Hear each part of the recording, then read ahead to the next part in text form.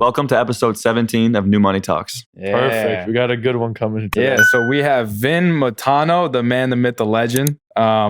He's in basically B2B tech sales more so, but just king of sales overall. He also has a kind of a social club / networking thing going on, company in New York City, for those who are in the tech industry. And I believe it's a little bit like fitness oriented as well, because the way that current like networking events and social clubs are designed are pretty boring and basic and cookie cutter. And then what else we He's got a fellow going on? content creator. Content creator. Aspiring content creator. Yeah. He's big on IG with the sales posts and everything. You said you had a podcast too back in the day. Yeah, I still have a podcast. It's more like a creative outlet for me at this point For right sure, now. 100%. Are you still doing it or? I still do it. I put episodes out maybe once a month. Like I said, it's more so like a creative outlet for me. Yeah. Or if there's someone really cool that I want to talk to, it's a good excuse. Kind to- of an excuse. Good to get excuse. on. It's a good excuse. That's Exactly. kind of this as well. Like we've gotten guys on that we probably wouldn't have otherwise just randomly reached out to and be like, hey, you want to grab some dinner? Oh, So- totally. Dude, cool. the biggest ROI for a podcast is meeting people. Oh yeah. It's 100%. very hard to monetize a podcast unless you're like the big guys. 100%. Yeah. And so the best ROI is just meeting these people. Yeah, For sure. absolutely. So yeah, tell the people who are listening, who are watching, Give him a your, little bit more your about personal yourself. pitch. That's how we usually start. Your Like, who personal are you? pitch, What your have you? business pitch. What do you do? How'd you get here? All this Yeah. type of stuff. So my name is Vin Matano.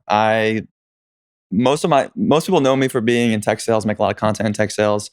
Sales has been a big part of my life growing up. My dad was like a small business owner. He owned like bike shops, and he said like, you want to make money when you're older, you either get into sales or you start your own business. So very early on, got into sales, knew that was something I definitely wanted to do, very entrepreneur-like.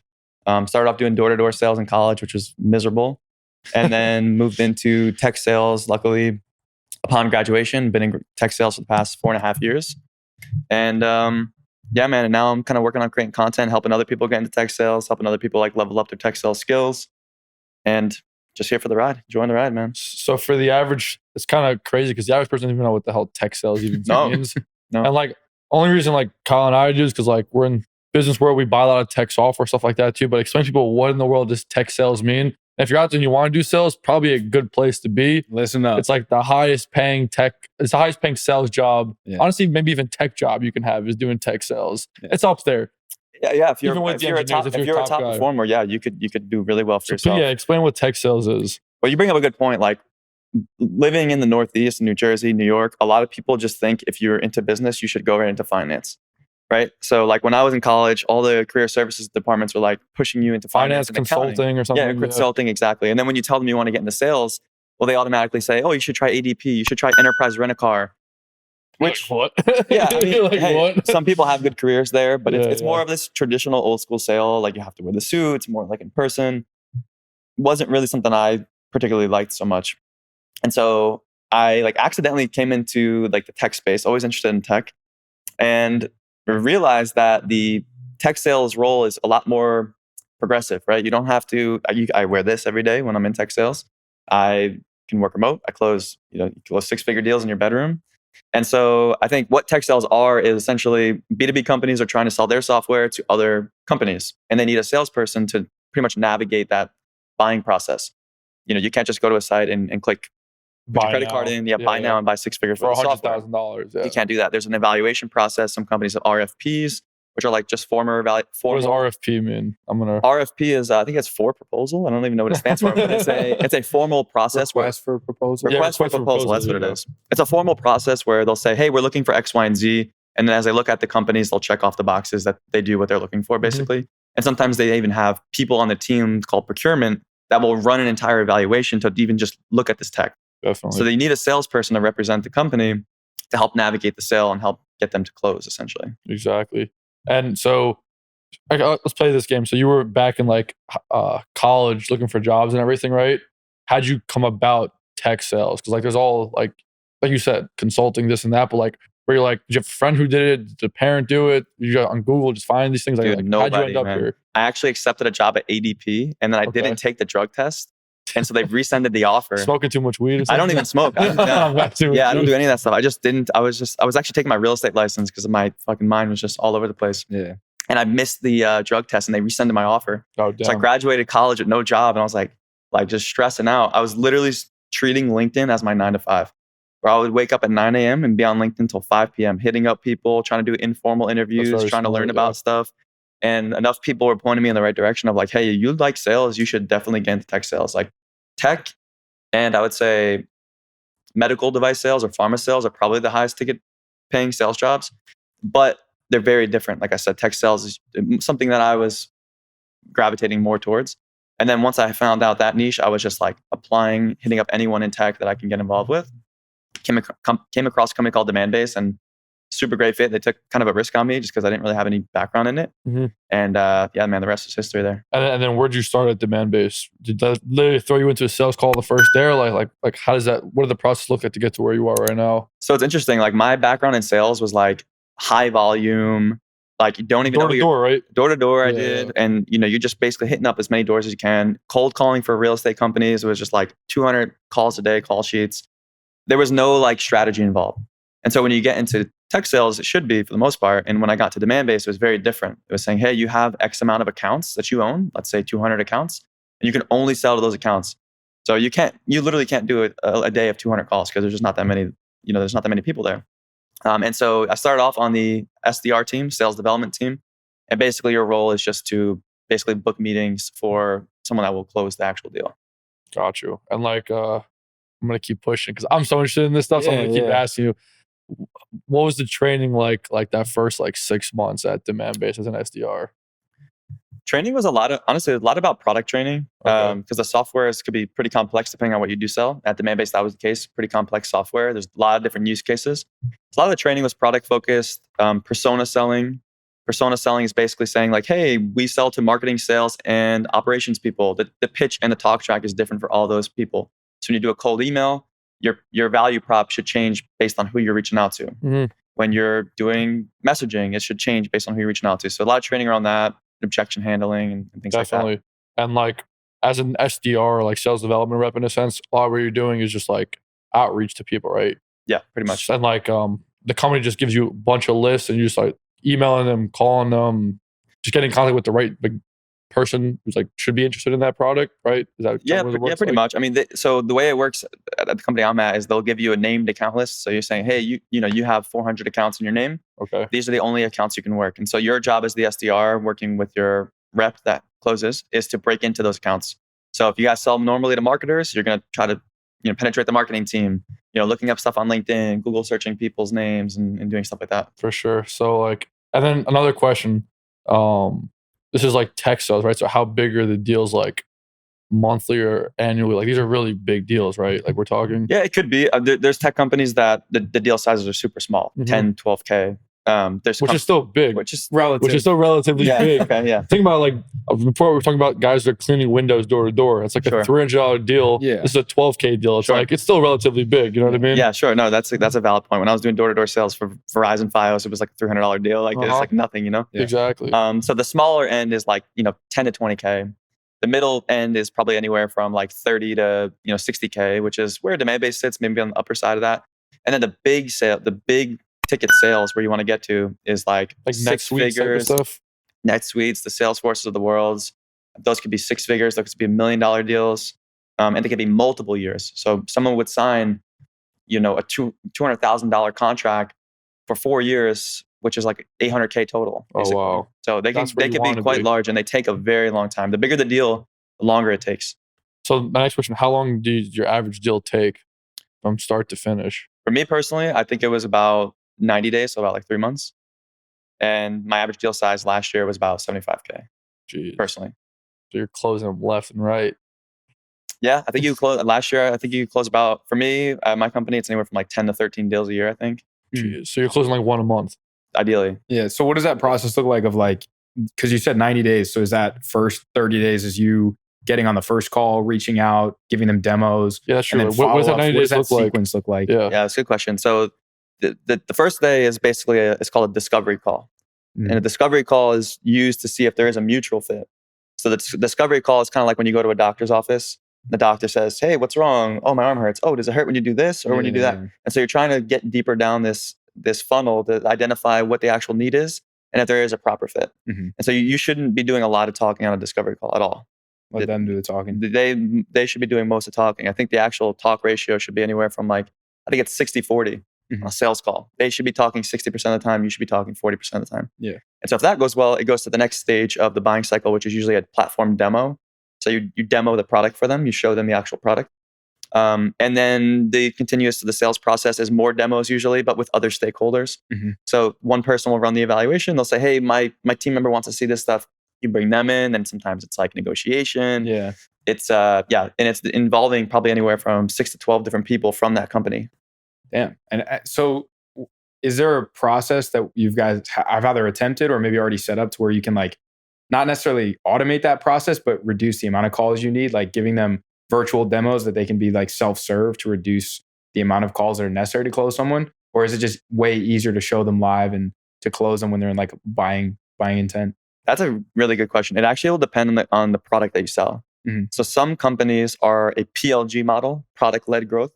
So think about any company that you can sign up for free. So think about like HubSpot. HubSpot, you can sign up for free. They have a PLG model. Or like Monday.com or Vimeo. Those are all companies you can sign up for free. And then the users will use the product until they hit a breaking point, and then you'll have to pay. And so that is product-led growth. You could do that. You can send them demos, and they can basically buy themselves into a deal. With most B2B companies, though, they're sales-led, meaning the sales team leads it. And so you never want to just give someone a demo that's pre-recorded. It's always going to be a personalized demo. The worst mistake you can make is just going through the entire product. The best salespeople customize the demo and only what they need, and they only show the parts of the platform that are relevant to the conversation. Yeah, interesting. That makes sense. So how many calls does an average deal take to close for you? Like, do you ever close in like 2 calls or 1 call? It's like I literally just closed a deal in 17 days, which I think is my fastest deal I ever closed. Literally just last week, and I think it was 4 calls. Damn, so you have to hop on a few calls. Yeah. Are these qualified buyers, or like are you qualifying them as well? As an AE, as a rep, that should already have happened. Okay. So the SDR's goal is to qualify those. So will they hop on a call before you do too? If it's one of my target accounts, my accounts that I'm like, we need to break into them. If my SDR books a meeting, it goes right to me. If it's some that's like outside of our scope, that's on the fence, if they're qualified or not, my SDR will qualify them, meaning, he'll ask them the right questions. It's like, don't waste my time if you're not qualified. Kind of like an appointment setter that they can do it virtually, but sometimes they'll actually call them up, pre-qualify them like over the phone as exactly, well. Yeah. Someone might like come inbound and say, hey, I'm interested in your product. The SDR will qualify them to see if it's actually a good fit. And how big is the sales team that you guys have? I don't even know, actually. I know you guys said you guys like tripled in the last few years. We did, yeah. When I joined, there was about 230 employees. Now we're over like 800 employees in 4 or 5 years. My team is like 14, 15 people, but there's like, we got sellers in London, and I actually don't know how big. So like your company, pretty much the way they focus about like growing is just through sales. It's like our sales team's going to grow us in a sense. Sales-led growth, yeah. That's crazy. But like there's a lot of focus probably on sales.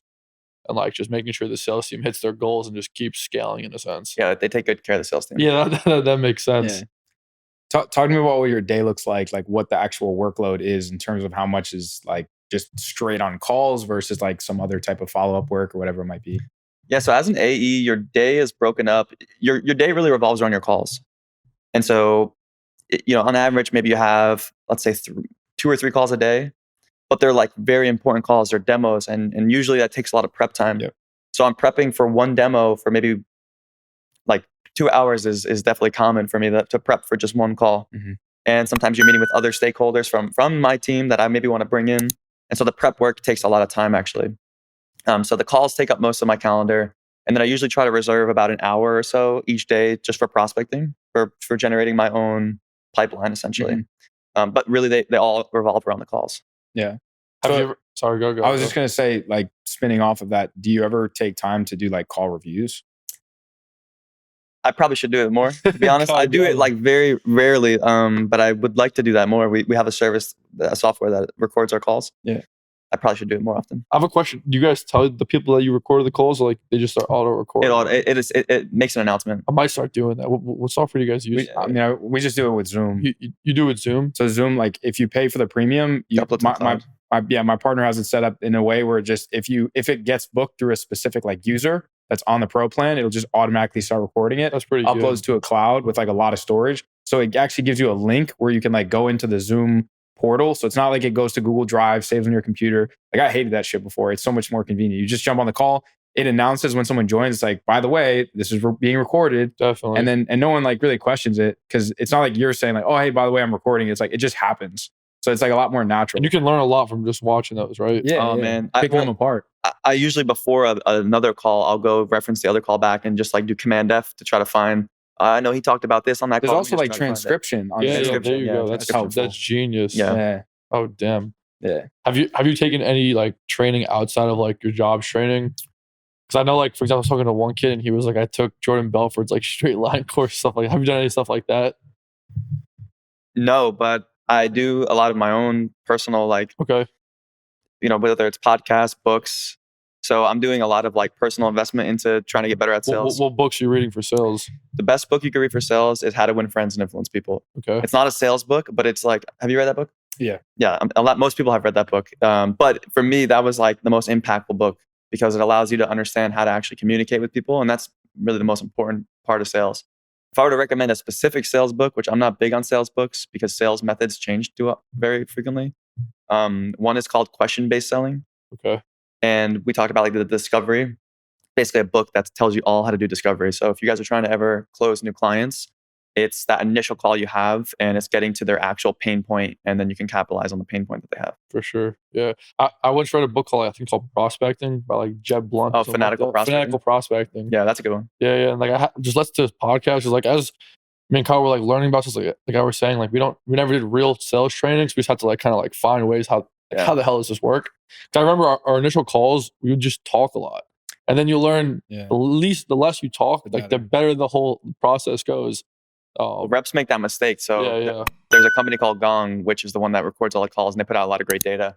And they found that on average, sales reps are talking up to 75% of the time on calls. But on the opposite side, top performers only talk 43% of the time. And so that's a big, and they give you that data. So they'll analyze the call that I just had and they'll say, hey, by the way, Vin, you talked like 50% of the time. You got to like lower that a little bit. Jeez, that's a really big part of sales. Gong? It's called Gong. That's another thing I should check in. Yeah, see, we're getting a lot of good stuff off of this. And like, so I actually invested in, this was recently, probably like 3 months ago, I invested in kind of a coaching program for sales. One of the things I do is like, review your calls, stuff like that. So more recently, it's kind of funny because you don't want to talk too much, but you also have to know when to control the conversation. Mm-hmm. So that's one thing that we've been having to learn is we went from talking a lot to not talking a lot, but almost like not talking enough. So like I was on a call with a guy, it was a demo call supposed to be, or like a discovery call supposed to be like 30 minutes. It went on for like 50 minutes because I was just letting this guy talk and just like unload. But then we did the call review with the coach and he was just like, he's like, listen, in terms of control of the call, you probably had like a 2 out of 10. And I was like, what?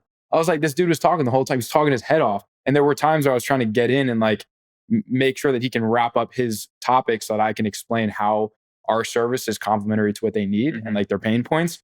But like, I always thought it'd be worse to just interrupt and just to talk over them than just to let them unload and then let the conversation go. But it's little things like that where like the coaching helps a little bit, but you also got to figure those things out on your own. I got some advice for that. So it's hard. It's a thin line because like you said, you want them to feel comfortable opening up to you and talking about stuff that they're maybe struggling with that you could help with. But at the end of the day, you do still have to control the call because you have an outcome of that call that you want to get to. So one way you can avoid that is by using it's called an upfront contract. And so when you start the call, you say, hey, Kyle, appreciate you taking the call today. We're slotted for 30 minutes. Is that still good for you? You confirm that. So that way they confirm that's only a 30-minute call. Great. Okay. The goal of today's call is to talk about X, Y, and Z, as we talked about earlier. And as we leave off the call, I hope X, Y, and Z is the next step. Does that sound like a fair agenda for you? Yeah. And they confirm the agenda with you. And so if they get off of that agenda, you can go back to that upfront contract that you had and you can say, hey, I know we agreed on talking about X, Y, and Z today. I want to make sure I answer your question. Would it be best to schedule a follow-up call, talk about what you're bringing up here? Clip that right there. So that thing right there is worth a lot. No, yeah. So we have that. That's fire. I have that in my call template, like the call script we call it, and it's called framing, like that. Framing, okay, call. Framing. And so we have that written, but I just don't use it every time. Okay. Like sometimes I use it, and sometimes I don't. And like usually the calls all end up being similar, but because a lot of times they jump on and they want to start unloading, some of them. And so like part of me doesn't want to interrupt them and be like, all right, so here's how this call is going to go. I just jump on like, hey, how you doing? I'm like, how'd you find out about us? Whatever. And then immediately they just start like unloading. And I'm like, do I want to interrupt to be like, oh, like, give me 1 second. Sorry for interrupting. I just want to give you an idea of like, just set the tone for the call. Here's how it's going to go, blah, blah, blah. but yeah, that That's usually, okay. I think that's okay to do. yeah, because that would definitely help, at least with calls like going over. But I think, yeah, I think it's a decent problem to have if the calls are going a little bit too long, but at least you can close and they share a little bit more. But yeah, framing, that's one thing we got to do a lot more. You're more of an expert than I am. Tell me if this sounds crazy or not. I think I said this to Kyle before. But one thing I've done to like get control of the calls is I'm always the first one to say, "Hey, where are you calling me from?" And like when I say that, like I just feel like I got full control now because like now they start talking, blah blah blah, and then I'm like, "All right, thanks for letting me know where you're from. Now this is what we're doing today." First to speak. First, literally, like, you can also tie everything into New York City.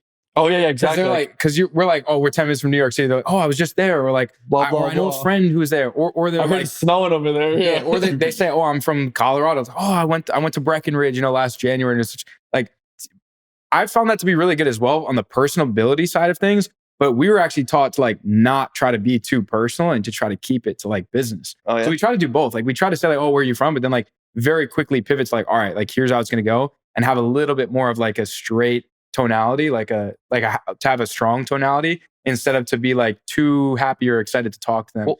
Well, how do you play more personal or more like serious? I think that's going to depend on the style of selling that you do. Like some people are straight to business, and it's also going to depend on your buyer. Like do you give your phone number away to people? Like, dude, customers. Our goal is to get on texting basis with our you prospects. do. So That's what our goal. happens? So what? Well, but then my question is, what happens when they onboard, they use it, and it screws up? Do they start calling you, or that's never happened to you before? Well, I mean, I wouldn't sell like pipe dreams, but and also we have a customer team. So I'm only on the new biz side. So when I close a deal, it goes to the customer team. But they don't feel like, oh, like sometimes they'll reach out to me like, what the hell's going on? No, I don't have really too many scenarios where like people feel like they got burned. Really? I'm pretty transparent and not even like burn though. Just be like, like sometimes customer service is answering. Like business is business, right? So like sometimes like customer service like lacks. Like for example, there's this company in like the fulfillment space, right? In the last like 2 months, like laid off like 60 people.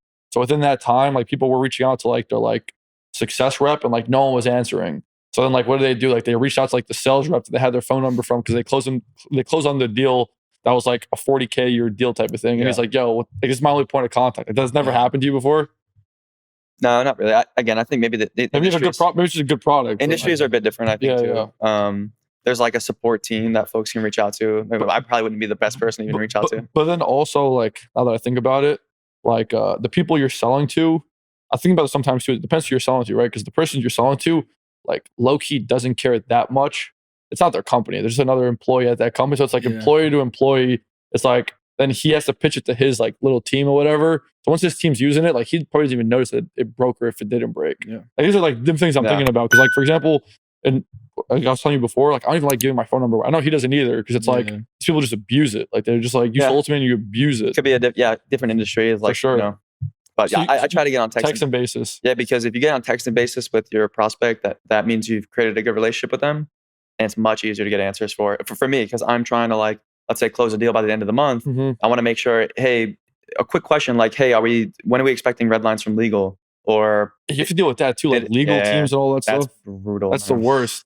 And like budgets and all this stuff too. Like it's like a certain like season of the budget. Yeah, the budgets are actually getting worse now, because obviously the tech industry is like declining. Yeah, it's just like getting hit left and right. And so the past year, we've been talking to so many CEOs and CFOs signing off on the purchase of this software, which we never ever did before. Oh, so if you go all the way to the CEO to get the sign off, they'll come in at the end and basically be like, hey, we have this budget and it's not in our budget. And then you have to get into negotiation. Oh, man. So then are you allowed to negotiate on the company's behalf? Like, how does that work? We could negotiate. There's basically rep approved discounting, like management approved discounting, VP approved discounting, executive approved discounting. Oh, so this is like, there's like all the levels. So yeah, it's a little bit more of a formal process, but it's this industry.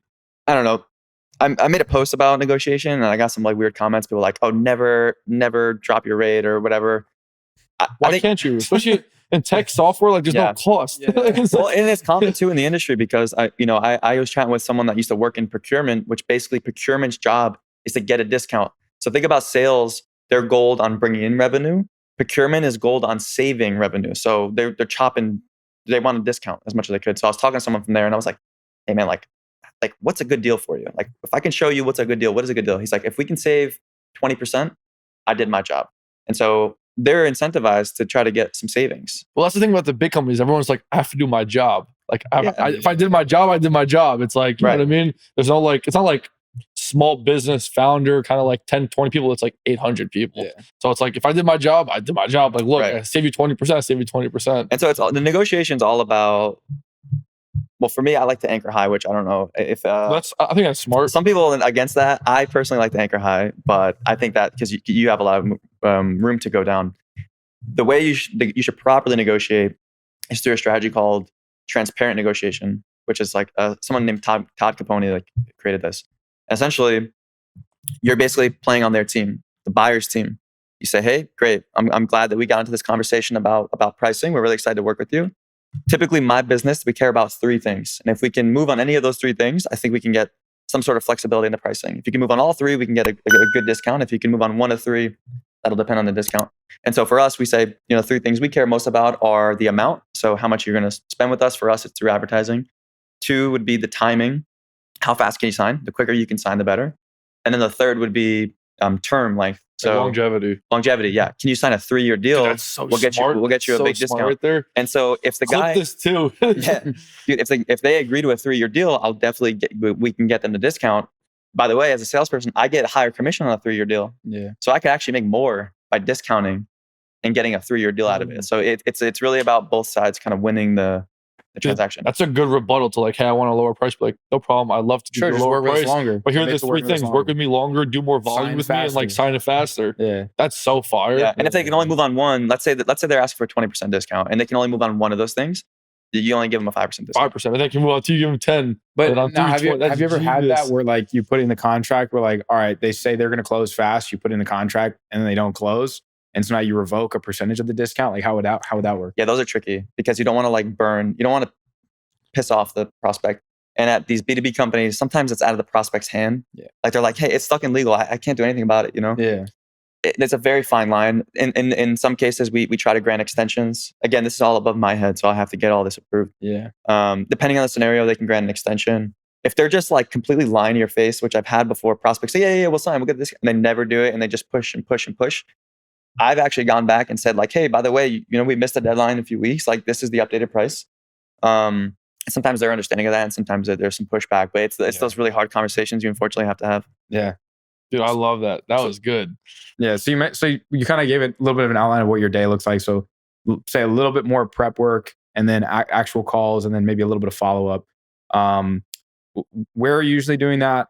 What is like the time frame of your day? Like I guess because it is kind of like a 9 to 5 ish, right? Like do you usually work within hours? But like, do you go to the office? Do you work remotely?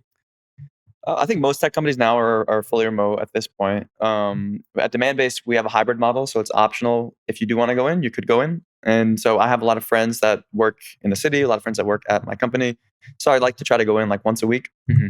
And then we are also talking. I also host these like meetups once a month, so I make sure to go in those days. Most times, though, I'm working out of my apartment. Yeah. So I would say you are with like a 9 to 5. You arguably have probably more freedom than most successful business owners. Oh, 100%. In terms of like time, financial. Dude, I'm telling you, if I didn't do this BS that I'm doing right now, I would literally be doing what you're doing. The grass is always greener, man. I know it is. I'm looking at you guys, and I'm like, damn, I wish I was like entrepreneur. No, but dude, you don't understand. Like, for example, like Brex is an example, or like what's the other one, stupid one called in New York? It's like a Brex competitor. What's the name of it? It's like a credit card company. Parker? No, not Parker. I'm blanking. Like they got up to like a 2-3 billion valuation mad fast. Whatever the name is. Yeah. Like all these companies, it's like all the same type of thing. It's like really big ticket item, like SaaS software. You do the same thing where it's like a year training and then you can become an AE. And like you're pretty much an entrepreneur, but with like within the confinement of like more comfortability, more like time freedom. Yeah. You can like do other things. You know what I mean? Like you do like people think as an entrepreneur you have like the time freedom, but you really don't. Because like for example, like today, we were late here because I was with an electrician for 6 hours. I saw that. Yeah. I was like, what the hell is this guy doing? No, I just bought Send me a picture. I just bought a 4-family house and like, oh yeah. And like literally I had to change the electric panels because like it's like off fire code. It cost me like $4,000 in like 8 hours. You rented that out? Yeah. I have like 4 different tenants. Oh nice. But like it's Sunday. I've been there since 8 o'clock. And like I wanted to go out last night. My girlfriend wanted to hang out last night and I couldn't because I knew I had to wake up at like 7:30 to freaking be there. So it's like shit like that where it's like, yeah, But you love cool. that shit though. It's funny, I do, but sometimes I'm like, fuck, like I don't. And like my parents were like really big on me. They were like, yo, like I paid for like a really good school for you to go to. Like you did well. Like just go get a job. Like you'll be like literally you'll be chilling. Yeah. Chilling. Like you can live in the city, do whatever the hell you want. You're chilling. And like I was like, nah, I'm gonna do this. I'm very happy that I respect that. I'm very happy that I'm doing what I'm doing. But also I look at like, because I pretty much we do the same job low key. Like I love doing the sales. That's what I do. The only difference is that like I get that phone call when it doesn't work. You probably don't. And then it's just like you're chilling after that, you know. But then I kind of get more of the upside because like I own the company, and you like don't, but like then you still have like the freedom to do like your upside is like your time. Like you have time freedom, you know what I mean? Yeah, pros and cons, man. There's pros and cons. Like, yeah, grass is always greener. For sure. That's sick. Yeah, that's unreal. Dude, the content's like really smart. Like I know a lot of guys that like, because sales is such like a high ROI like skill. You want to start like teaching other people how to do it, like have a course on how to do it, or like It's the most build out important your own skill you can sales have. team. Exactly. Yeah.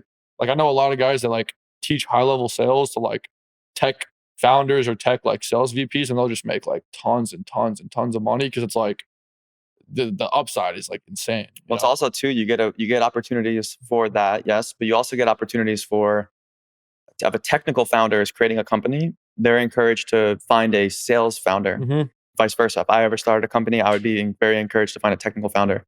And so I've gotten approached by technical founders looking for their sales founder.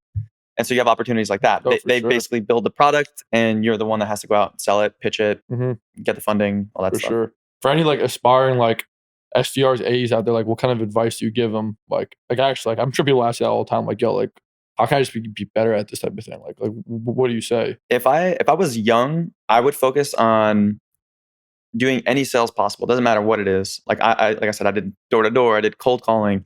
I also think working in like hospitality, restaurants, anything where you're in service to somebody else is a very great learning experience to have. So if you're very young, even before college, I would highly recommend that. When you get into college, look for any sales gig you can possibly get, just to get the experience. Feel what it's like to get hung up on the phone. Feel what it's like to get the door slammed on your face. So, you have to get those. Sales, unfortunately, is mostly no's. Like you're not hearing yeses too often, and so you need to be able to be comfortable with rejection. And I think that's the most important thing. And then once you do have that sales experience, then you can take that sales experience and go into a tech company with that sales experience. And that's where the career opportunities are. And then even more specifically, if you're an SDR right now, how do you become an AE? Like what do you think? Like, and like most people do, I guess, actually, do most people become AEs like that are SDRs? I think that's a common track. I don't think everyone makes it there. How do you become a good AE that like actually will keep going up, not just like stop there? Like that depends what your goal is, right? Some people want to be sellers forever because you can make a lot of money as a seller.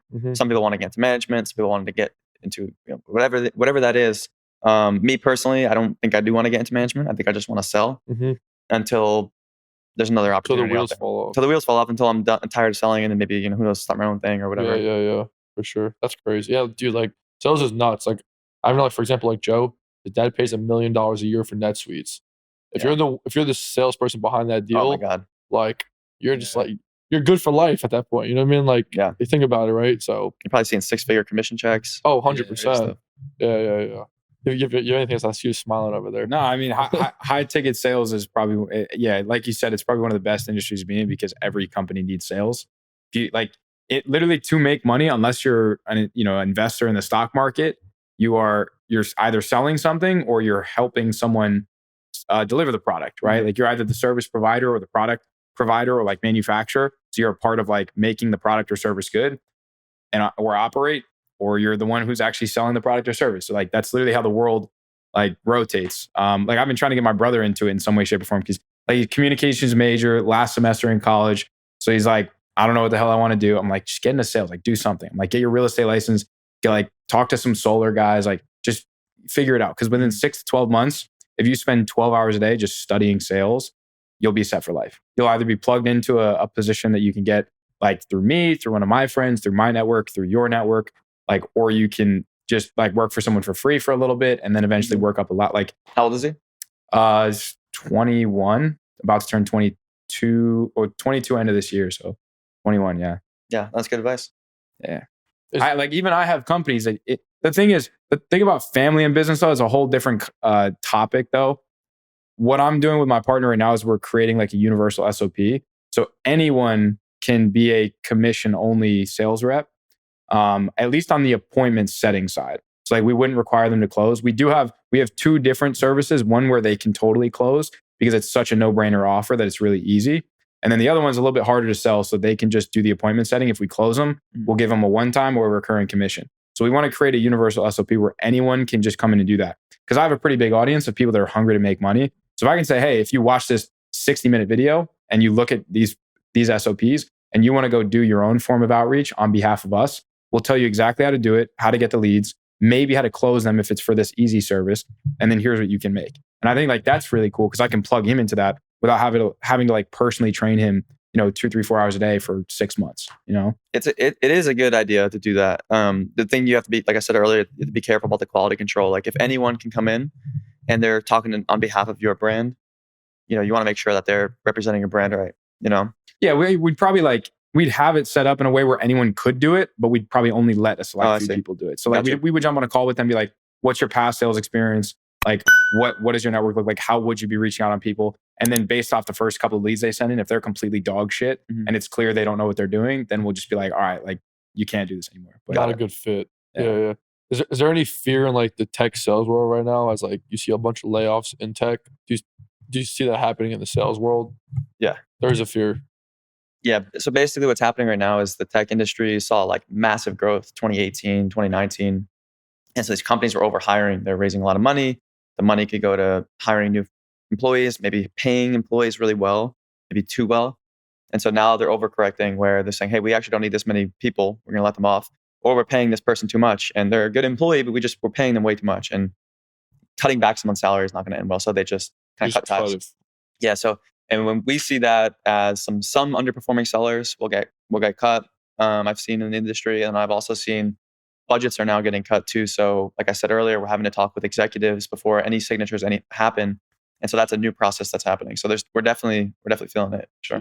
It's funny. Like I kind of see that within my company, and obviously we're not a huge company. Like we have maybe 15 people, but I kind of see that as well. Like it's way more worth just letting someone go than trying to negotiate a lower commission or a lower like fixed rate, because like they're going to be pissed. They're not going to perform as well. Like, and if there's any questionability on what you are paying them for the value you're getting, like then you're probably only holding on to them because you personally like either feel bad or you developed a good personal connection. But it's like business is business. Like if they suck, the faster you get rid of them and find someone new, the more opportunity there's going to be moving forward. Yeah, no, that's a good point.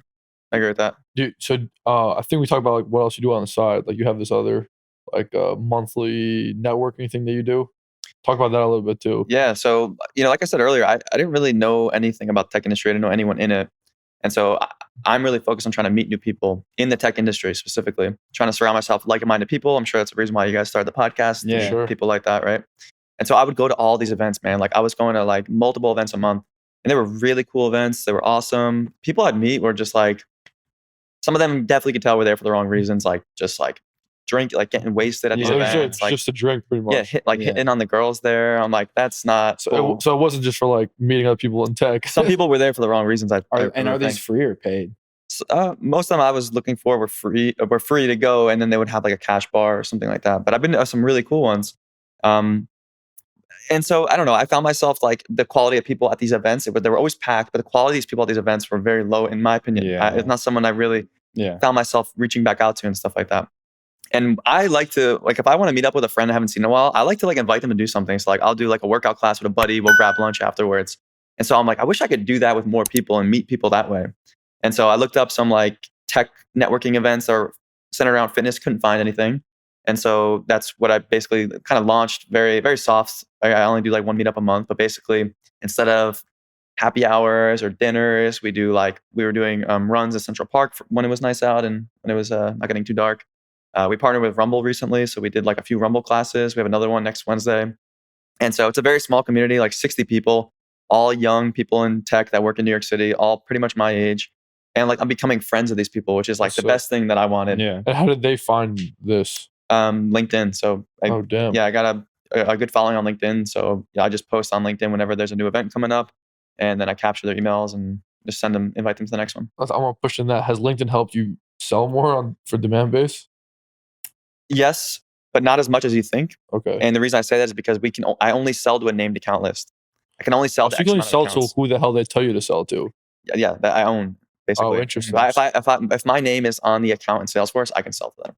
You can't just you can't go find someone else to sell to? No. Really? Oh, damn. But sometimes people will reach back out to me, and I do own the account. Like the deal I just closed, I told you about earlier, that was a 17-day deal. The guy reached out to me on LinkedIn and said, hey, I just started this new company. Follow you on LinkedIn. It wound up being my account. Closed it right away. And so what I think it really does help with is it helps me with existing deals. So people might check me out on LinkedIn and be like, who's this Vin guy I keep talking with?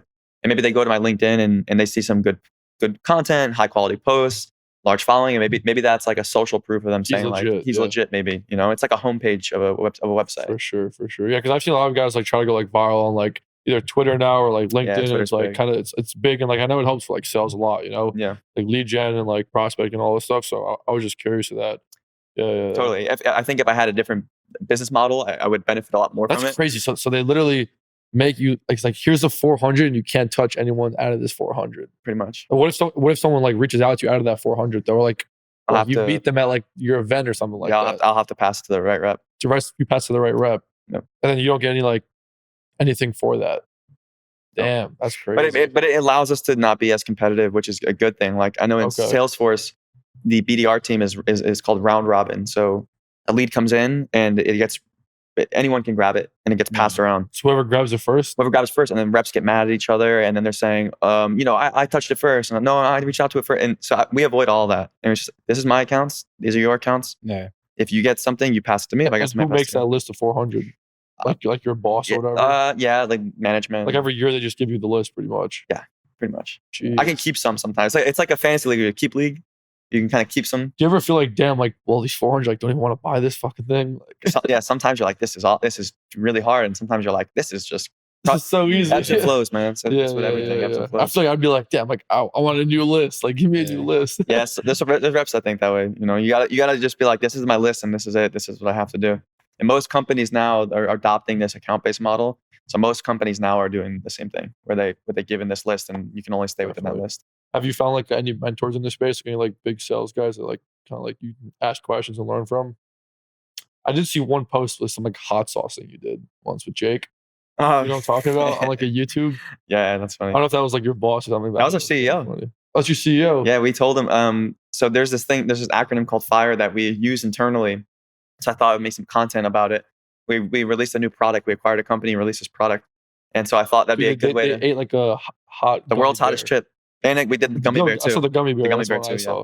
And we asked our CEO, and he's like, yeah, I'm down. And our CMO, we almost went to the hospital because it was so hot. That thing looked crazy. It was crazy. 9 times hotter than the chip. And we're like, just bite it because it's very hot. And he ate the whole thing. And he's like, I thought I was going to have to go to the hospital. That's nuts. Yeah. Crazy.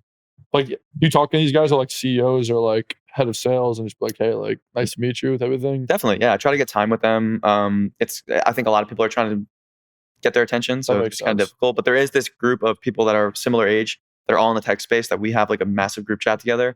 We all make content. We're all in tech sales, so we're kind of like encouraging each other on this journey, and all of us are like dabbling into entrepreneurship as well. So that's smart. Yeah, that's super smart. Yeah. New York's a good place for that too. Hell yeah. New York's the best place for that. Actually, other than SF probably, but like SF, Austin, New York. But now, I mean, this group chat I'm in, like, everyone's from everywhere. Yeah, for sure. Yeah, for sure. You got anything else? Or I'm good. Like I've learned everything. Yeah. Those 2 things that you said that I said to clip it, I'm gonna go back and just like write them down, just like have them on every call. Because like those are like, it's kind of weird. Like I felt that like once you learn like your little secret formula, like your personal one, now it's just like refining and just like kind of like adding these little things, and then like it just keeps getting better and better and better. You know? Yeah, you'll find something that when you say it, you're like, oh, that didn't sound good. And then you'll change the way you say it. And then you just keep changing it over time. Exactly. And then as long as they just sign the DocuSigns, like you're just like, all right, this works. All you care about, man. Yeah. For sure. I got one totally off topic question. So I was looking outside earlier, and I'm like looking at animals, I'm looking at people. I'm like, oh my God. No. And I'm just like, totally off topic question. But I was like, yo, how did this all start? Like, how did the first person start? And it got me thinking about like religion and stuff like that, because I was raised kind of like Christian, like going to church, all these different things. But I've always been kind of curious about people in business and their kind of religious beliefs and all that stuff. Because I know so many people who are on both sides, so many people that don't believe in anything, so many people that are like have strong religious beliefs one way or the other. Out of curiosity, are you comfortable sharing like if you're religious, what religion you are, et cetera? I'm always curious about other people's religions because, like I said, I started as kind of religious, kind of got a little bit disconnected to it. Yeah. Starting to try to get a little bit back into understanding how all of this shit works because a lot of us don't stop and think about it, and it blows my mind every day for the 2 minutes a day that I think about it. You know? Yeah. No, that's like existential right there. Yeah. Think about it. I grew up Catholic, so was going to CCD. My dad is very religious. Like we would go to church every Sunday. We would say prayers before dinner, every meal. And I grew up in an Italian household, so we always ate dinner together, always. Yeah. And so that was a big part of my childhood. As I got older, though, I definitely gotten very distant from religion. Hoping that's something that I could get back into. I think I think I would want to raise my kids like religious. Yeah, that's what I'm always thinking. Like, do I want to force them to come to church every Sunday? Because like, I probably haven't gone to church in a couple months. Or like, I go during the holidays now, but I used to go every single Sunday. Did the Sunday school, all that stuff. My family still does, but yeah, I think I don't know with all the social media and stuff and all there's all of these things that you might want but that you don't actually need. Sometimes you get a little carried away and everything, and you forget to be grateful about like where you are and think about how the hell we got here and like where we're going after. Yeah. It trips me out sometimes. Yeah. I think I'm practicing right now through just like journaling and stuff like that. But it's like more spirituality as a form of like religion. Yeah, definitely. Oh, absolutely. Yeah, definitely. I've been trying to get into like a journal practice. I've tried meditation. I just can't get myself to do it. I don't know if you guys meditate or anything. I've been forced to get into it because I've been getting these really weird migraines for the last couple of months. I've always been incredibly healthy. I've looked into diet, sleep, exercise, seen the doctors, got the MRIs, all this stuff. Just doesn't really seem to go away. So I got this like ice cap that puts like pressure around your head. Pretty cool. Like does it work? It actually does a little bit because when your brain, like it's kind of like the cold therapy, right? Like when your body and your brain is in like its fight or flight, and all it's thinking about is survival. It's not worrying about that little like pain you have in the back of your head. You know what I mean? So in the morning I do that, and I just got this Aura ring to like track your sleep, all this stuff. So I'm like, I've always been pretty healthy, but I've been forced to be a little bit more health conscious. And what I do is they have all these different like 5-7 minute meditation things. So I've just forced myself to put on this little ice cap. That's good. Wait for like 5-6 minutes in the morning. And like, if I wake up with an 8 out of 10 headache after, it's probably like a 4 out of 10, which is like as low as it'll be throughout the entire day. So it's cool because I don't know whether it correlated to the cold therapy, to the meditation, to a combination of both, but I've been trying to incorporate a little bit more. And because our brains as entrepreneurs, as like business people, they're going crazy 24/7. So just to try to settle that, it's tough. What other morning routines do you have? I try to, my entire schedule revolves around, it used to be like wake up, gym, and then work. And now it's kind of like wake up, do something to stimulate like my brain, my body, my mind. So I start with waking up, stimulate my brain. So I'll read like 10 pages of a book, something like that. And then I've been learning Ukrainian because my girlfriend's Ukrainian. Oh, wow. So I speak to her family in Ukrainian as well. Duolingo, yeah. Nice. So I do that for like 10, 20 minutes. And then I get to the gym. Mm-hmm. So I do mind, then I do body, then I get into work, right? So and after the gym, I do my cold shower. I've been doing that for probably like literally years. Like there's very few days where I'll miss one just because I feel great afterwards. But yeah, then I get into work, and then God knows when I stop work. I got to develop a nightly routine, but yeah. What about you? You going to Rumble? Hell no. Dude, like I wake up, just shower, eat, and go to the warehouse. That's it. Just work. That's straight. Yeah. How about you? I gotta do breakfast. That's oh yeah, me too. Like if I don't do breakfast, I do intermittent fasting. I get very upset. I gotta do breakfast. I gotta eat too. And I gotta shower in the morning if I don't shower in the morning. I don't like that either. But other than that, that's about it. Yeah. Nothing crazy. What about you? I'm trying to develop mine. I think what I've been doing is my morning routine is I'll wake up, chug a glass of water right next to my bed. I've been going downstairs and reading Daily Stoic, which is just one page. What's Daily Stoic? Daily Stoic is you familiar with Ryan Holiday? No. Who's Ryan Holiday? He's a very popular author. He makes a lot of it's kind of like a newsletter, no? Daily Stoic? He has a newsletter. Yeah. He has a bunch of content. But the Stoicism is basically the idea that like you either have like a fixed mindset where it's like this happened to me and that's it, or you have like this growth mindset where you could basically control your narrative and you have control of your emotions and stuff like that. And it's based on like Stoic philosophy. Yeah, Stoicism was cool as shit. I gotta look more into every that. day it's like a new one page. And so he created this book basically where it's like you read one page a day and it's about a topic. So like I think this morning was about just focusing on work and not letting other things control your emotions. That was the topic of the day, and it's just like a quick read. And so after that, then I try to go to the gym, get in the gym for like an hour, come back. I've been recently getting into cold showers. I just started it. Amazing. It's like people knock it, but it's amazing, man. Dude, it's a release of like adrenaline, and you really wake up. It's wild. It's hard getting in though. Like I'm always like dancing around. It sucks during, but it's great after. Yeah. And then come back, have a shake and some coffee, and then get to it. Yeah.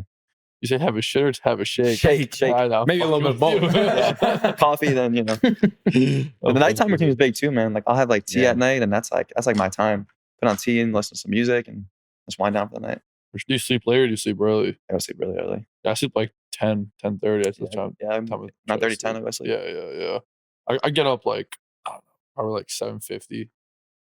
Yeah, by 9 I'm at the warehouse. I don't know if that's early or late, but that's what I do. That's pretty good. Dude, you would be surprised. I know a lot of people that just like roll out of bed and like get on their computer. Dude, I can't do that shit. Like I can't roll out of bed and like just start working. Like I would go crazy. No. I mean, I've done it before. It's just never a good work day. Dude, my business partner, he'll wake up at like 8:55 if you have to wear us at 9. And I'm like literally like he'll like we wear the same clothes every day, honestly, because like who's in a warehouse? Right? Yeah, who's gonna bother us? So he's like literally like the same thing he wore the last week. He'll roll over, boom, he's in the warehouse, and he's like doesn't eat breakfast, like doesn't drink nothing, like literally nothing. I'm like, dude, you're crazy. He's like, bro, I want to sleep. I'm like, you're crazy. It's efficient. Yeah, sure, I guess. Like, hey, if it works for him, it works for him. Yeah, I think that's what it's about. Finding something that works for you and just rocking with it. Because sometimes I'm thinking to myself like, damn, I'm really spending like 3 hours before I even touch like any form of work. But who cares? Like sometimes work. Honestly, some days I'm like, dude, who even gives a crap about this? Like this don't even matter. Like actually, this isn't. Like if I don't answer this stupid email right now to this like one person, like this doesn't even matter. Like sometimes I really get into one of the things and I'm like, it's kind of funny. Like sometimes when like a client gets mad, I'm just like, does this like actually matter? Like for example, someone hops on a call. Lately, it's been a lot of people trying to like cut costs right now a lot. It's like a big thing because like that's just like whatever. Yeah. So almost like I'm trying to figure out how to save like $5 on 200 or like $1,000 a month. And I literally go to them. I'm like, look, does this really matter? I was like, look, to me, it doesn't matter. Like your $1,000 a month, like doesn't make a difference in my life. To you, does it? Like, will your life change tomorrow? Yeah. And she got like mad that I was like, not like, yeah, no problem. And I was like, yo, like let's be real about this. Like this. You're selling like a random product on the internet. Like, does this matter? Mm-hmm. And she's like, well, yeah, because then my gross margin gets better. I was like, but like, really, does this matter at all? Like, will you like be good tomorrow? And she's like, yeah, I'll be fine. I'm like, all right, you're not getting $5 off on 200 things. Like a lot of times I'm like, she's like, yo, like, why don't you just get to work? Honestly, it's like, why? Like, this time literally it's like, why? At a point, if you make X amount of money, you're chilling, like you're happy. Like sometimes it's like, why? Who cares? Like, you know what I mean? I get hit with that some days.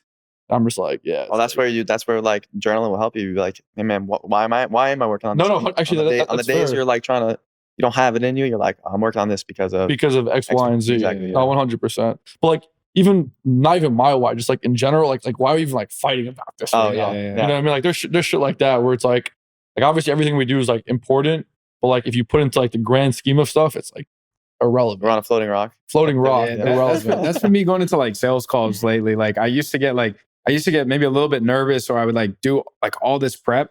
But now I'm like, dude, we have a killer service. We have a killer offer. Like I've done this so many times. Whoever's on the other end of the screen, I know they need what it is that I'm giving them. So like I'm just gonna show up and like do what I do best.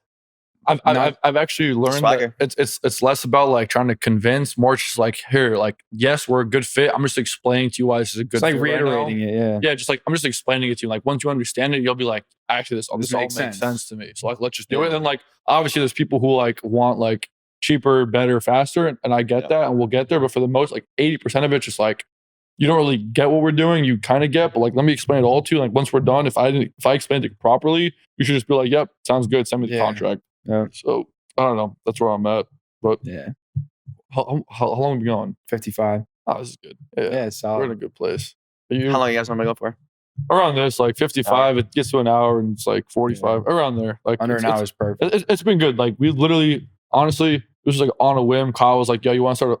I think he went to me, was like, "You want to start a podcast?" I was like, "Honestly, sure." So he said we just got new offices, or they're existing offices, but we have the opportunity to move into these offices. We had like a nice office, yeah. Yeah, and so they had like 5 of these rooms. They were only using like 3 of them. I was like, "Yo, we should do this one as like a podcast." Kind of like joking around. He was kind of joking around, and I was like, "Honestly, yeah, let's do a podcast." Out of my surprise, he was like, "Yeah, fuck it, let's do it." I'm like, how the hell are we gonna run a podcast? Like we've never done this. We don't know the tech. We don't know the editing. Like how are we gonna make money off this? Like we were thinking all these things, and it just came to be. And how many? You said 17. This is the 17th episode. You do them once a week. Once a week it comes out. Like we're gonna try to bump it up to maybe 2 a week, like sometime next month. And like yours is coming out in like 3 weeks, so like we have like 2 more. Backlog. Yeah, it's all like backlog, which is good. Like we try like there's some weeks that we'll do like 3 in a week or 4 in a week, just like how like the time slot line up. Wow. We'll just have them saved, and like you don't have to do it for like 3-4 weeks. Where do you find people mostly? Dude, just like these are all like our friends. Like network. Dude, literally you. Like I saw you were friends with Jake on Instagram, and I was like, "All right, like Jake, you know this guy?" And he's like, "Yeah." And I was like, "He'd be a good person for the podcast. Like, you want to hop on?" You're like, "Bet." Yeah. It's like it was literally that, and like there's some bigger guys like we're buddies with that we want to get them on more like a little bigger, because I think we'll make like a bigger push to get bigger once we're there. But now it's just like pretty much if you have like I don't know 5,000 followers on somewhere, like let's and like have something cool to talk about. Let's just talk and like we'll figure it out. Yeah, it could just be about the conversation too. Yeah, no, and people like from the most part, it's weird. Like people DM both of us who we've known for years, but haven't talked. Like, dude, this is sick, and I'm just like, yeah.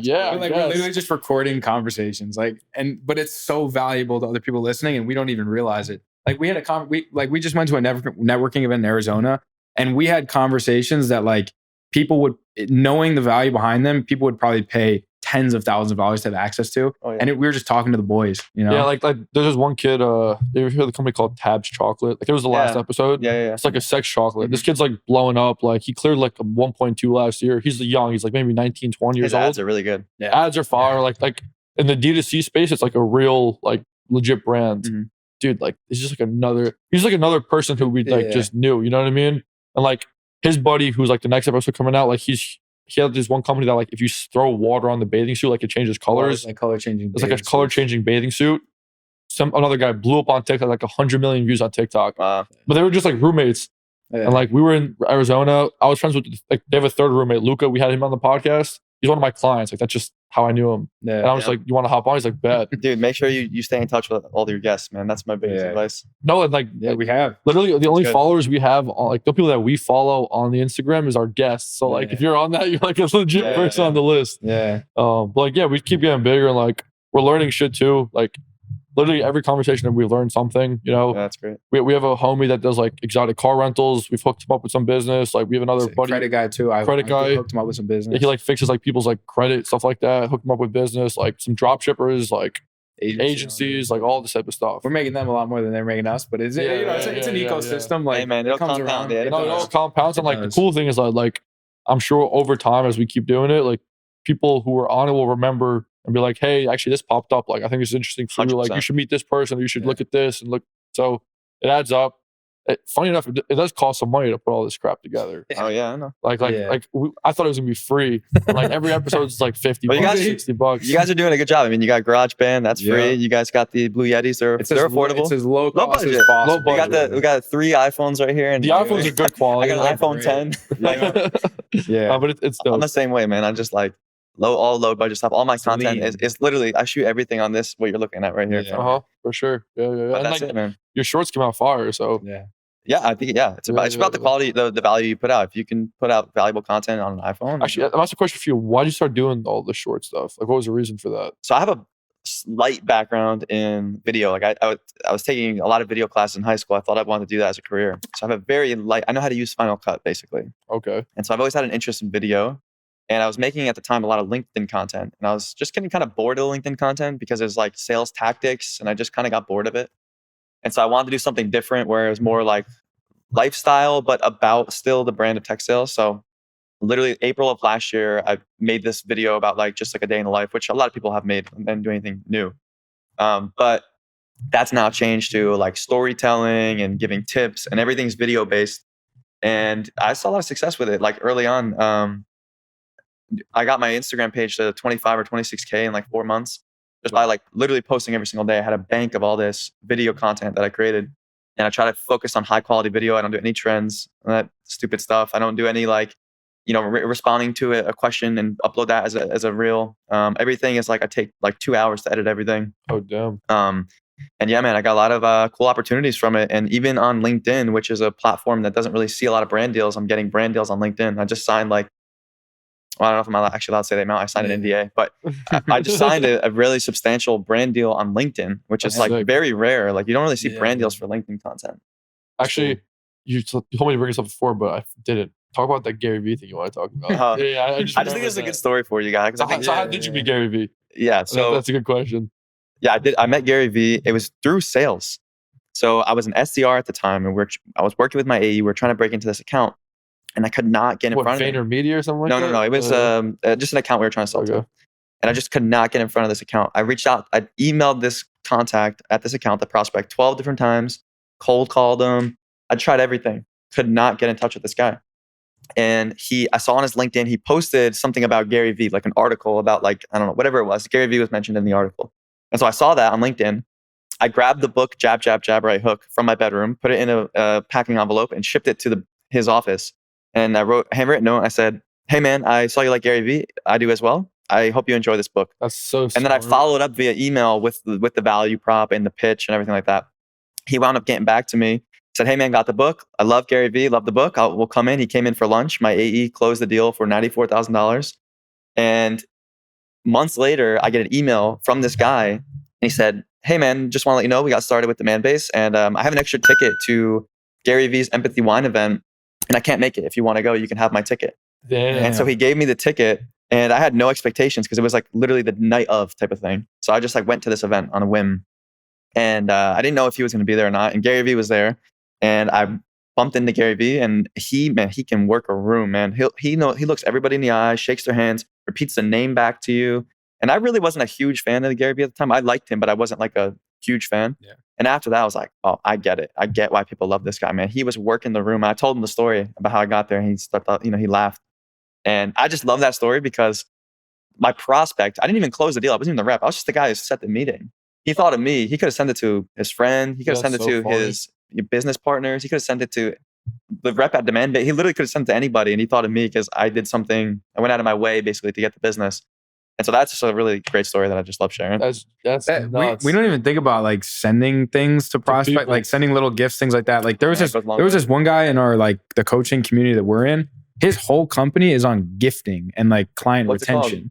I couldn't tell you, but if I went back into the training, I could. You guys use Sendoso? Yeah. Well, I had a client that did a lot of Sendoso. Yeah. But his whole business is just revolved around let me come into your company and let me help you figure out a strategic way to send gifts and figure out how to retain your clients longer without just sending them something on Christmas, generically, how everyone else does. We don't think about that because the value of our clients can be 6 figures a year. And if we can get their address, if we can get them to voluntarily give us their address, if we send you something that's $25-$50 and it allows, 1 in 10 people, we close a 6-figure annual deal. Do you guys do anything for if they've been a client for 1 year, do you guys send them anything?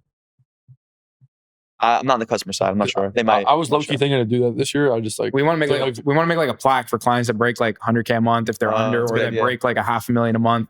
We want to definitely do that because it's not expensive. And you send them that and they visualize holy shit, you took my company from 100K a month to 250K a month plus. And then the next milestone is 500, then the next is $1 million. They want to stay. Yo, I heard Sebastian. Were you there when Sebastian said that? Because this guy's Sebastian. Yeah. You know, Sebastian I was telling him that. That's you thought of it? Yeah. No, I was telling him I've been wanting to do that. I just haven't. We want to do that with maybe a hoodie, a hat, so a little care package. Yeah. He's just YouTuber. I think he has a course on scaling Shopify or whatever. I think once you get to $1 million or whatever, he sends you a trophy saying hey, congrats, you got to $1 million. But if you see that thing in your room, you're oh damn, I remember this guy, And then you can invite the people who have earned that maybe into some mastermind VIP. That'd be sick. The room would be electric. A lot of companies in B2B do that. It's a really good strategy because it kind of amplifies their brand as well. Hey, you guys did something really cool, and then you connect them with other people that also hit that milestone. I would recommend for the gifting. You could easily fall down a path where you're just sending gifts to people just to try to send a gift. Swag is okay. People get swag. Not everyone loves swag. It's kind of wasteful a little bit.